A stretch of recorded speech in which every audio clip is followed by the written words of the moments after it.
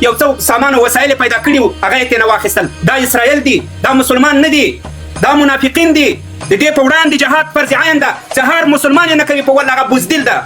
چیرته د دې فضل الرحمن ایمان او غیرت چې د ما مهاجر خویندې راته وژړولې، د ما مهاجر خویندې بې عزته کړلې، د ما مهاجرین یې لوڅ لپړ له خپلو کورونه راوایستل. په دې خېټو کې په دې کې دومره غیرت او ایمان نسو را پیدا چې د جهاد اعلان کړی وای، چې دوی مقابله کړې وای، چې په یو مسلمان خور په تا کې غیرت نه را پیدا کیږي. او هغه هم د داسې یو چا ناموس چې د هغې پلار شهید سوی ده، د هغې ورور شهید سوی ده، هغوی په اسلام قرباني ورکړې ده. د داسې یو چا ناموس ته د پاکستان مرتد پوځ لاس ورچوي او خېټو فضل الرحمن تش په نوم تقي عثماني کتابونه یې په شا کړي دي. کتابونه خو الله جل جلاله د داسې علماو مثال د خرو ورکړی داسې کتابونه په شا کې یو عمل نه ورباندې کوي، ایمان پکې نه وي، وجدان پکې نه وي، غیرت پکې نه وي. په والله بالله تاسې ته به الله سزا درکوي چې موږ افغانان یې در نه کړو، د الله له سزا نه په والله که خلاص شئ. نور بالخصوص د پاکستان په مسلمانانو دا غږ کوم، په والله بالله چې دواړه کفار دي، دواړه کفار دي. هم د پاکستان نظام کافر ده او هم هندوان کفار دي. او هندوانو کې دا یو شرف شته چې هغلته یې د دیوبند دارالعلوم نه ده راچپه کړی، هغلته یې مساجد نه دي کړي. که چپه کړي مې هغه مسلمانانو یې په نره په مېړانه ورته درېدلي دي. خو پاکستان کې مسلمان ورته درېدلی هم نشي. لال مسجد یې شهید کو، په لسګونو په سلګونو مساجد یې نور بمبار کړل، علما یې په مساجدو کې په بمونو والوځول. مسلمانان ښځې اوس هم په زندانو کې پرتې دي، د بلوچو خویندو مسلمانو خویندو ګریوانو ته لاس ور واچاوه. دغسې کفار په دې اوس نړۍ کې یوازې اسرائیل دي، نور نشته. دغسې خلک لکه د پاکستان د اوسنی نظام دا یوازې دغه اسرائیل چې په فلسطین کې کوم ظلم کوي د دوی مقابل یوازې همغه اسرائیل دي. نور داسې کافر هم په نړۍ کې بل نشته چې دومره ظالمان وي.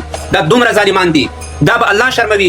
دا که نن له هندوستان سره کله هر چا سره کني د الله قهر به پې باندې راځي. تاسې وګورئ، تاسې به د دې ننداره کوئ. ما څو میاشتې مخکې ویلي چې پاکستان به ختمیږي، پاکستان به راچپه کېږي، د پاکستان نوم به ورکېږي، ځکه دا ظالمان دي. څوک چې ظلم کوي الله جل جلاله ظالمانو ته وخت نه ورکوي، وخت ورکړي یو څه وخت، او بیا الله ورباندې داسې یو څوک راولي چې د ظالمانو جرړه ور ختمه کړي. انشاءالله د دوی جرړه به ختمېږي، انشاءالله د پاکستان نوم به د نقشې نه ختمېږي. نور به داسې یو منافق مرد موږ دلته نه لرو چې د اسلام په نوم باندې مسلمانان وځوروي، مسلمانانو سره ظلم وکړي. دلته د اسلام او د کفر خبره نشته. مسلمانان الحمدلله په امن دي، مسلمانانو ته انشاءالله هیڅ خطر نشته. د دوو کفارو ترمنځ جنجال راپورته شوی ده، هغه طرف ته مسلمانان قرباني کوي او دې طرف ته کوي. دغه پرېږده چې دا خلک سره جنګ سره وکړي. خو مسلمانان وایي واقعي په والله چې څوک په دې نوم ورسي چې والله د پاکستان له هندو سره جنګ ده، په والله که د مرګ سم سي، په والله بالله د تا مرګ به خراب وي چې ته دغه ظالم ملاتړ وکړې. پرېږده چې دا ظالم کمزوری سي، دغه ظالم باندې راپورته سي او همدغه کمزوري نه استفاده وکړي، دا راچپه کوي، اسلامي نظام حاکم کوي، په خپل ملک کې داسې خلک راولي چې عدالت در سره وکوي، انصاف درکړي، تباهي بربادي نورم تباه کوي، نورم بربادوي. خو نه کوي. بیا تاسې ته مرګ ډېر بهتر ده چې تر دې مردار سئ مړه سئ، بیا مرګ ډېر درته بهتر ده. او یا کاله کېږي همدغه پاکستان په تاسې ظلم کوي. د تا پاکستان ته یو مهاجر درغلی ده، دلته د تا په ملک کې مهاجر پروت و، ډوډۍ هم ځان ته خپل په زحمت پیدا کوله، هر څه یې کول، پیسې یې درکولې، څومره دې بې عزته کړل. مسلمانان هم داسې وي، مسلمان داسې کوي. هندوستان په هغه حالات کې چې خلک دې ورته مړه کړي دي، هندوان هم دي، صرف هغه ویزې ور کنسل کړلې او په تیاره کې کېنول چې لاړ شئ، نه د چا عزت ته لاس وواچوه، نه چا ته بده خبره وکوله. کافر هم ده، هندو هم ده. تا څه وکړل؟ د تا نظام څه وکړل؟ آیا تا دومره غیرت نه درلود چې په دې مهاجرو دې غیرت کړی وای؟ تا دومره غیرت نه درلود چې په دغه مسلمانو ښځو، په دغه سپین ږیرو، په دې ماشومانو چې ستا په څنګ کې بې عزته کول، له کورونو راایستل، په تا کې دومره غیرت نه و چې تا دا غیرت کړی و؟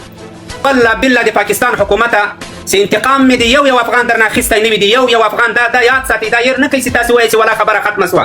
د موږ د نظام پالیسي هغه خپله پالیسي، هغه نظام ده، هغه باندې موږ کار نه لرو. او په والله بالله چې انتقام درنه وانخلو، د هر افغان د اوښکې، د یوې اوښکې انتقام به له تاسې نه اخلو انشاءالله. دا په یاد لرئ. پرېږدو نه ووځه، نرسه نر غوندې تبلیغات وکوه، نرسه د دغه پښتنو چې تر اوسه لا ویده دي دا راویښ کړه، په دې غوږ کې ور چغې کړه چې بیا د کشمیر او د ازادۍ او دا خبرې بیا ونه کوي. اول خپله ازادي واخله، اول د خپل ناموس نه دفاع وکوه، اول د خپلې خاورې نه دفاع وکوه، اول له خپل کور نه دفاع وکوه. د کشمیر خبرې اوس مه کوه، کشمیر پرېږده. کشمیریان لکه نران کلونه کېږي چې هغلته دواړه د دوو کفارو جنګ ده، او هندوستان چې دغه انشاءالله کافر ده، خو چاته زیان نه رسوي، نه چاته تر اوسه زیان رسولی. خو د دغو منافقینو زیان ډېر زیات ده اسلام ته. د موږ د دغه اوسني نظام دښمن هندوستان نه ده، امریکا یې دښمن و، اوس دښمن نه ده. امریکا اوس نه غواړي چې دا په پاکستان غواړي چې دا نظام چپه سي. په ملا یې پګړۍ په سر یې کېده، میرا دشمن افغانستان ہے، دې نه زده کوي د افغانستان علماو.